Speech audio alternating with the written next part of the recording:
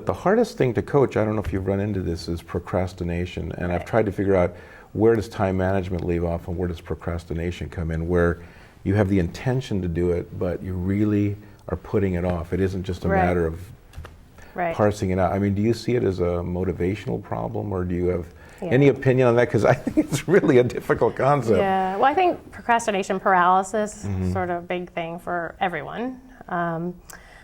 I think it's just feeling like maybe you're setting yourself up, like it's going to be too hard. It's a lot of it's the head stuff. Yeah.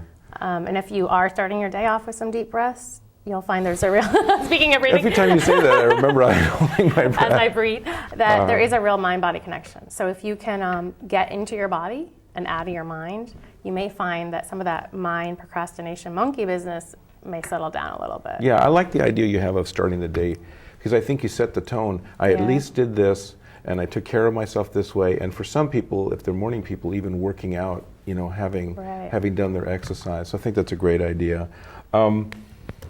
What's the easiest thing a working mom could do right now to have an impact to help themselves? You know, I'm going to sound like a broken record here, but I really have to reinforce this. Okay.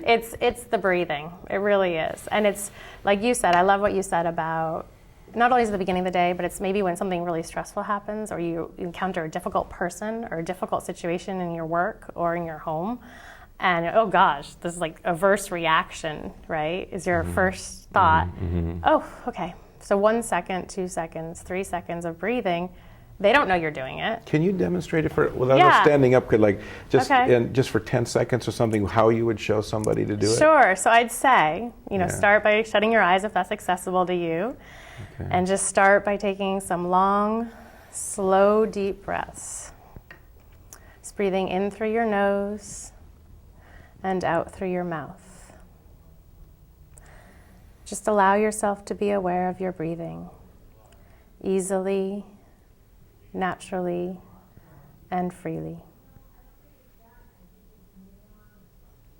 Wow. Yeah. How does that change? Already. Yeah, doesn't it change things? Yeah, that's fantastic.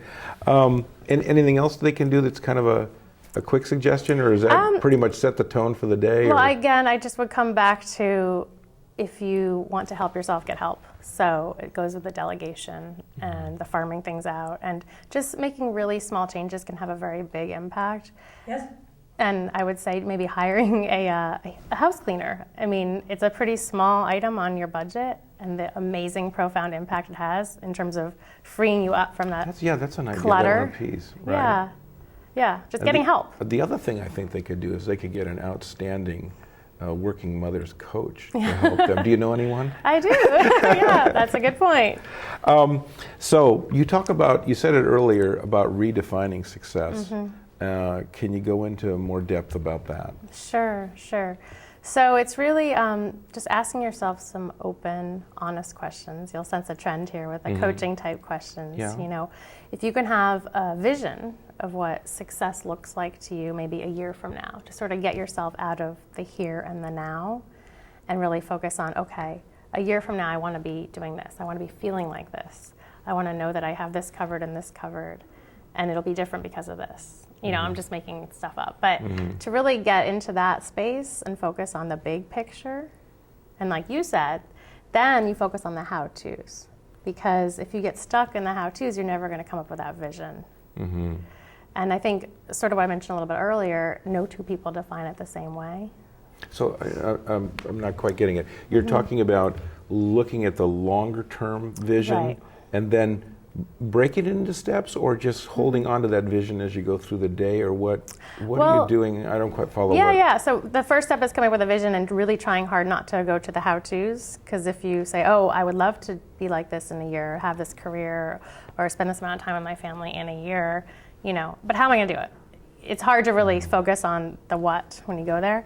So having that as your starting point, and then coming up with a way, working with a coach, for example, or coming up with an action plan that breaks it down into small, achievable action steps, that are big enough to really feel like you have a sense of accomplishment, you're moving in the right direction, yet small enough to be realistic.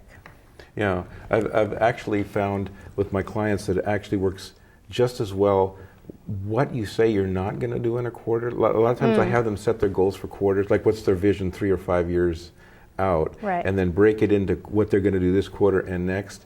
And for some people, just knowing they're going to handle it a year from now, and it's written Right. down, but I don't have to do it now, gets them out of sensing that they have to do everything at the same time. Because I think Right. that's how we get overwhelmed. And procrastination, like you said before. Yeah.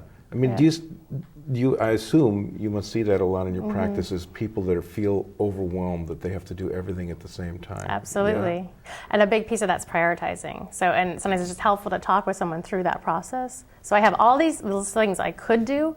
I have a list of things I really want to do. And what are the things I'm actually going to do? You know, there's a real big difference. And not only what are the things I'm going to do, but what's the order that their importance, right? And then the delegation that you And mentioned. then, delegation. If you don't want to do that, then just delegate it out, you know? So let's talk about your newsletter. Yeah. It's a free bi-monthly newsletter, and it's called the Working Mothers e-newsletter. It offers tips, tools, and tricks for getting purpose and balance in your personal and professional life. And what are some of the different specific topics that you cover in it? I mean, is it all the things we've talked about, or are there a few, a few of the recent ones? What? It's a lot of stuff we talked about and more. So, you know, how to redefine success as a working mom, how to better manage your time, stuff about career transition if you are a mom that's looking to go back after maternity leave, or a mom who's been maybe out for about 5 years, which is the average amount of time, and just sort of tips on how to do that. It's at workingmotherscoach.com. Can you talk a little bit about, we have a little extra time. Yeah. I was thinking about your perspective of a coach revealing more about themselves and being more of a complete human being, kind of a la the Oprah model, because that's a really different than the psychology model of going, oh, tell me more about that, and you know nothing of the coach, and that's part of your style and what you would give to people who would call you. Can you talk a little bit about that? Yeah, I love that question. I think it's very timely. A lot of coaches I've found are sort of moving more towards that model. And I was trained in a very coactive coaching model, which is, you know, if I were to work with you, you are the expert in your life. I'm the expert in helping you find the right answers. And while I absolutely agree with that, I also believe, having worked with hundreds of women, that I have some things that might help you. And if you want to know what they are, I'm going to share that with you.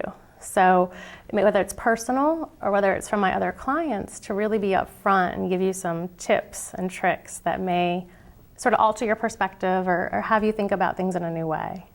So, and in a way, it's sort of okay to be a little vulnerable actually with your client, to say, I'm not just this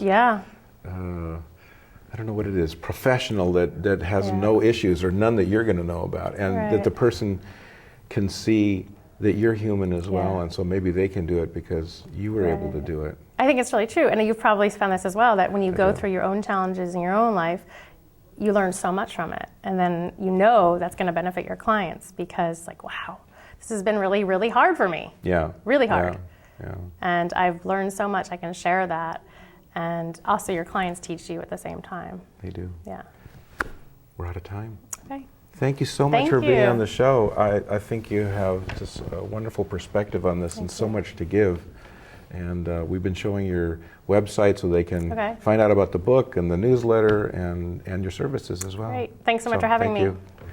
And thank you for watching You're Hired. If you have any questions for us about this show or suggestions for future shows, questions about jobs and careers, feel free to email me at steve@bayareacareercoach.com. Again, it's steve@bayareacareercoach.com. And do check out the website. We have the 12 keys to getting a great job, finding out about the career coaching, my free career newsletter. And the other thing is I put all the information on the show of the contact information of our guests. So if they want to contact you and ask something, they certainly can, right? Yep. And that's all at www.bayareacareercoach.com. Again, it's www.bayareacareercoach.com. Thanks for watching, and we'll see you next time on You're Hired. And thank you so much for being on the show. Yeah, thank you.